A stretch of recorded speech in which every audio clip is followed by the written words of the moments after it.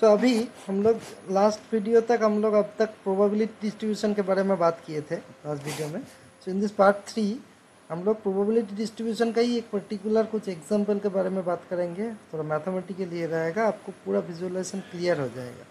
देखो geometric distribution क्या है, मैं बोला था सिंपल जो टॉस कॉइन टॉस कर रहे हो ना, वो तो बायनोमियल डिस्ट्रीब्यूशन होता है। हेड या टेल कौन सा आएगा वो तो प्रोबेबिलिटी 50-50 रहता है। So probability of getting X success is binomial distribution।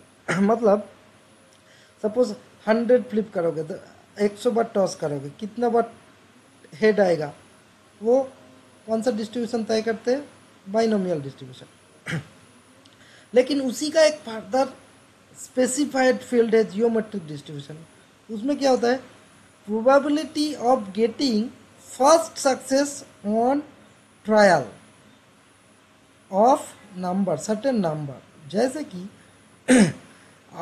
Binomial में क्या बोला, आउट ऑफ 100 कितना टेल आएगा या कितना हेड आएगा, मान लो हेड से बोलते हैं आउट ऑफ 100 फ्लिप कितना टेल आएगा, है ना। नाउ जियोमेट्रिक डिस्ट्रीब्यूशन में क्या होता है, मान लो आउट ऑफ 100 50th फ्लिप में कितना सक्सेस चांस है हेड गिरने का, समझ गया। ये स्पेसिफिक हो जा रहा है।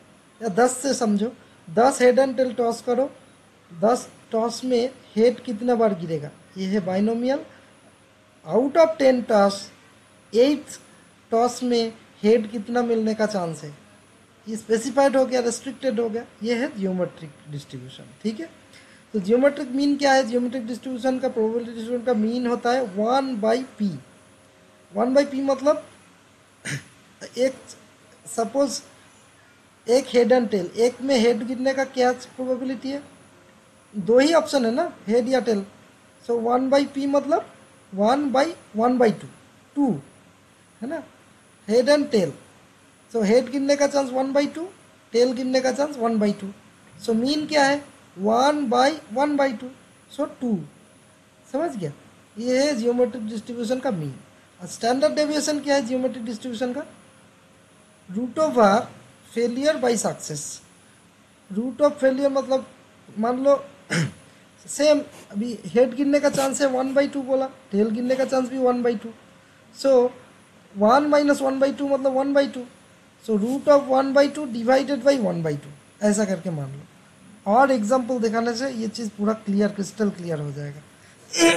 फर्स्ट एग्जाम्पल देखो, what is the probability of getting the first 6 on the 4th roll using a 6-साइडेड डाई। लूडो का डाई है ना, लूडो का डाई में बोल रहा है वो स्पेसिफिक बाई एक जियोमेट्रिक डिस्ट्रीब्यूशन का एक क्वेश्चन क्या है, हम लोग 4 बार रोल करेंगे, 4th रोल में कितना चांस है 6-साइडेड डाई का 6 गिनने का, छक्का गिनने का। सो अगर 4th रोल में चांस है छक्का गिनने का कितना, वो बोलने के लिए फर्स्ट 3 को फेल होना पड़ेगा। एंड इंडिविजुअल रोल में एक बार गिराने से कितना चांस है छक्का गिनने का, 1/6 है ना।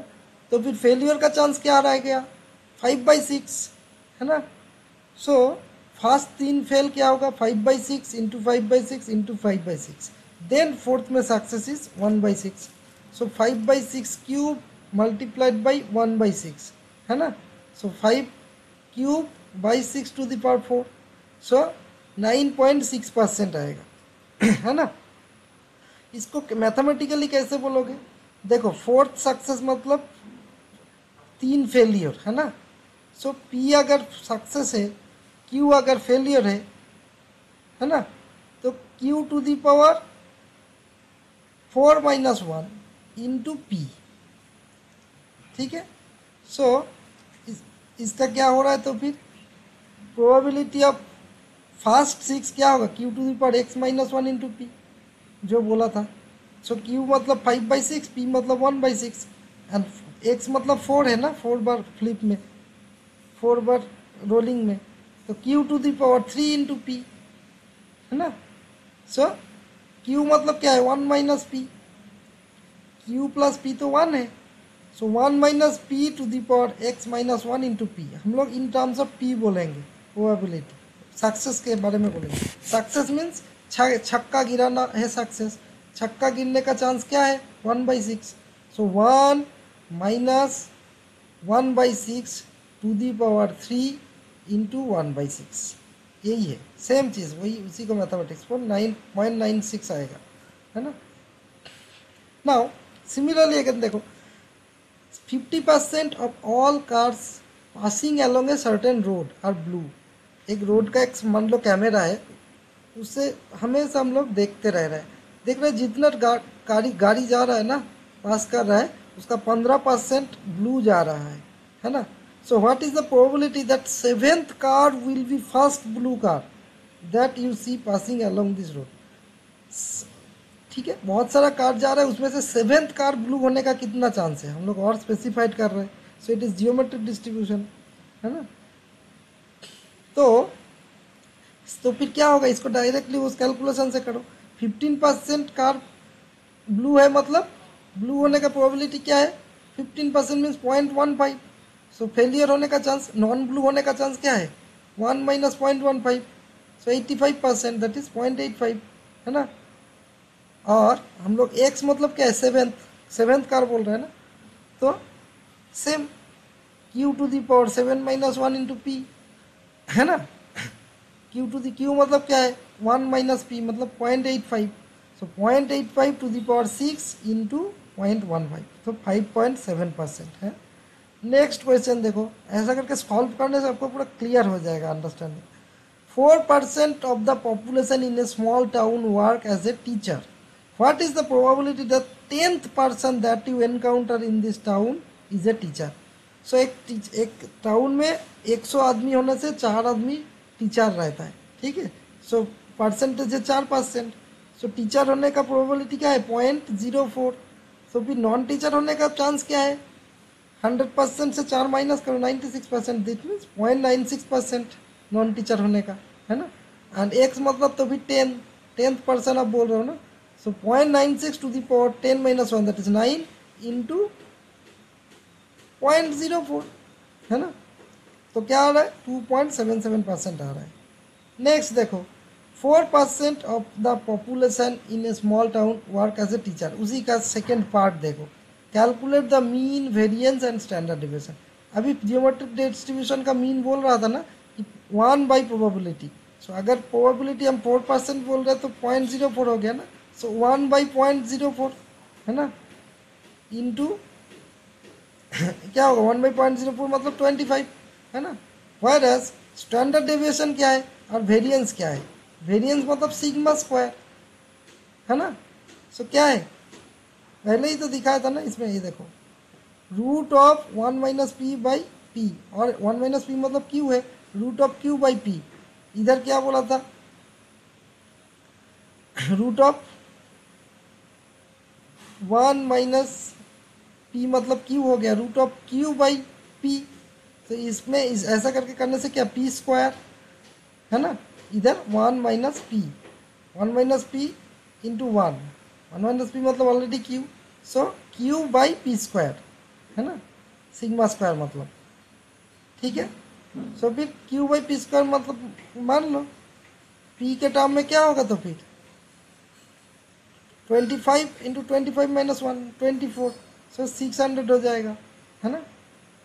ये तो बहुत आसान है, ठीक है। ये तो 1 बाई पी मतलब 25 हो गया, है ना। So 25 into 1 minus P by P.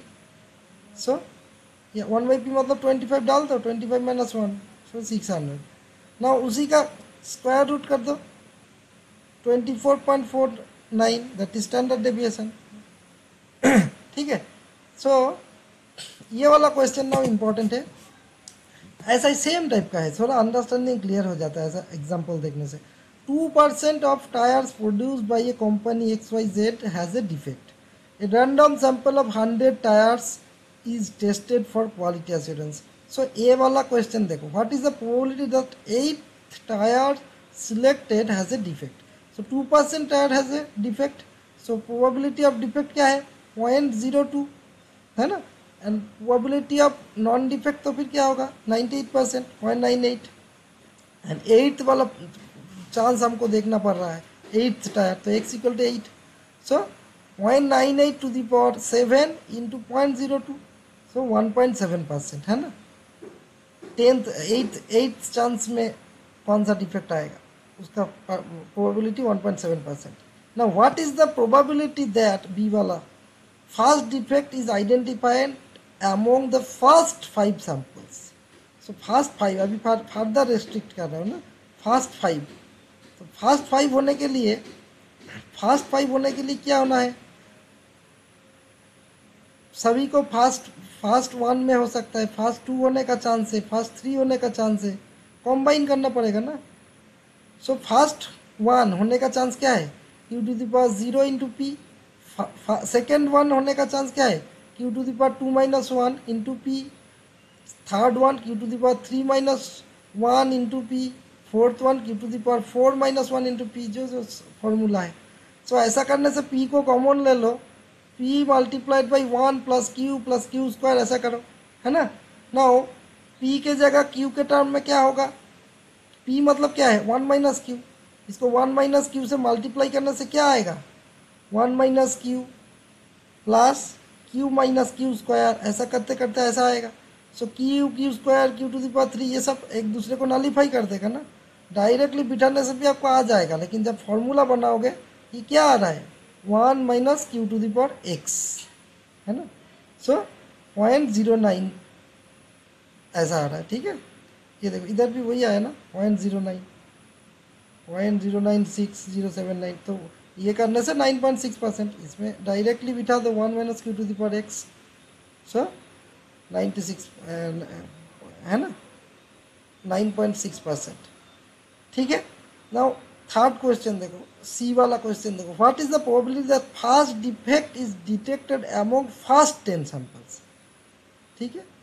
पहले क्या बोला था, first defect is identified among first 5 samples, name first 5 samples, तो इसमें डायरेक्टली कर दो 1 minus Q to the power 10 minus 1, first 10 बोलने से है, और फर्स्ट 5 बोलने से क्या है 1 minus Q to the power 5, तो 10 बोलने से 1 minus Q to the power 10, है ना। So 1 minus 0.98 to the power 10, so 18.3%, ठीक है। Now D, how many tyres would you expect to test until you find the first defective one। so first defective क्या mean होना है ना, mean defect होने का क्या एवरेज है, औसत, वही जानना है ना। तो फर्स्ट डिफेक्ट होने का फर्स्ट चांस क्या है 1/p, है ना। सो फर्स्ट डिफेक्ट होने का चांस क्या है 1/p, सो 1/0.02, 50 होगा, हाँ, ठीक है। नाउ लास्ट और एक क्वेश्चन देखो, 2%, उसी क्वेश्चन का फर्दर एक्स्ट्रा ये देखो, 2% of tyres produce by company is defect, so a random sample of 100 tyres is tested for quality assurance, है QA। Calculate the following, probability of getting defective tyres within first 7 trial, less than 7 बोल रहे हो ना, तो within 7, so within 7 means less than 7 means क्या है, less than equal to 6, 7 से पक्का कम है, तो 6 का इक्वल टू लेस देन होगा ना, इक्वल भी हो सकता है और लेस देन भी हो सकता है। तो एक लेस देन इक्वल टू होने का फॉर्मूला है ना 1 minus Q to the power, वही है x, सो क्या हो गया 11.4%, है ना। नाउ बी वाला पार्ट देखो, x मोर देन 12 होने का चांस क्या है ना, ये ऐसा करके देखो, वही डिस्ट्रीब्यूशन को, ये तो क्या है ना, लास्ट टाइम भी दिखा था ना जियोमेट्रिक डिस्ट्रीब्यूशन का कैसे होता है फंक्शन। सो ऐसा होने से x मोर देन 12, ठीक है। फर्स्ट ये क्या है, टोटल इनफाइनाइट ट्रायल में से मान लो फर्स्ट 12 के अंदर होने से, 12 से ज़्यादा होने से, हैं, सो 12 से कम होने का क्या है फेलियर होगा, 12 से ज़्यादा होने का सक्सेस होगा। सो इसका 2 फील्ड में डिवाइड कर दो, टोटल तो 1 होगा ना। So probability of x less than equal to 12 plus probability of x more than 12, इसका कॉम्बाइन 1 होगा, है ना। So probability of x less than equal to 12 तो फॉर्मूला है 1 minus Q to the power x, so 1 minus 0.98 to the power 12। लेकिन इसको क्या, हमको तो ये आइडेंटिफाई करना है ना, एक्स मोर देन 12। सो 1 माइनस इसको कर दो, इस साइड में ले जाओ ऐसा करके, है ना। So 1 minus probability of less than वाला, so 1 minus 1 minus Q to the power x. So actual formula क्या हो गया, q to the power x, failure to the power x. So more than होने से, मोर देन 12 बोला था, सो 0.98 to the power 12 कर दो, 0.98 टू दी पावर 12 होने से 78.5% हो गया, है ना। नेक्स्ट क्वेश्चन सी वाला देखो, less than equal to, sorry third one देखो, मोर देन इक्वल टू 18 होने का क्या चांस है। अभी तक मोर देन 12 बोल रहा था, now more than equal to 12, है ना। सो इसको क्या करना है, probability of more than equal to 12 मतलब ऑलवेज मोर देन 17, है ना। Equal to, more than equal to 18 मतलब मोर देन 17 ऑलवेज। सो हम लोग इन टर्म्स ऑफ 17 करेंगे। सो प्रोबेबिलिटी ऑफ मोर देन 17 क्या होगा, क्यू टू दी पावर 17, है ना। सो 0.98 टू दी पावर 17 आ जाएगा डायरेक्ट, ठीक है। नेक्स्ट डी वाला क्या है, probability of less than 15, probability of sorry more than 15, more than equal to 15 and less than equal to 30। तो इसको 3 डिवाइड पार्ट में डिवाइड करो, एक तो लेस देन 14 हो गया, लेस देन 15, एक 15 टू 30, एक more than 30। So less than equal to 14 मतलब लेस देन 15 है, एंड प्लस प्रोबेबिलिटी ऑफ ये हमारा फील्ड 15 और 30, और दूसरा वाला more than 31, more than equal to. So इसको रख के बाकी दोनों, इसको 1 माइनस कर दो, 1 minus probability of less than 14 less than equal to and minus probability of more than equal to 31। So इसका फार्मूला क्या है, 1 माइनस क्या है, q to the power x, है ना, और इसका direct q to the power x, है ना। So 1 minus 0.98 to the power 14 minus 0.98 to the power 30, ठीक है। सो ये आ जाएगा ऑटोमेटिक 26 पॉइंट, ये वाला 20.8%।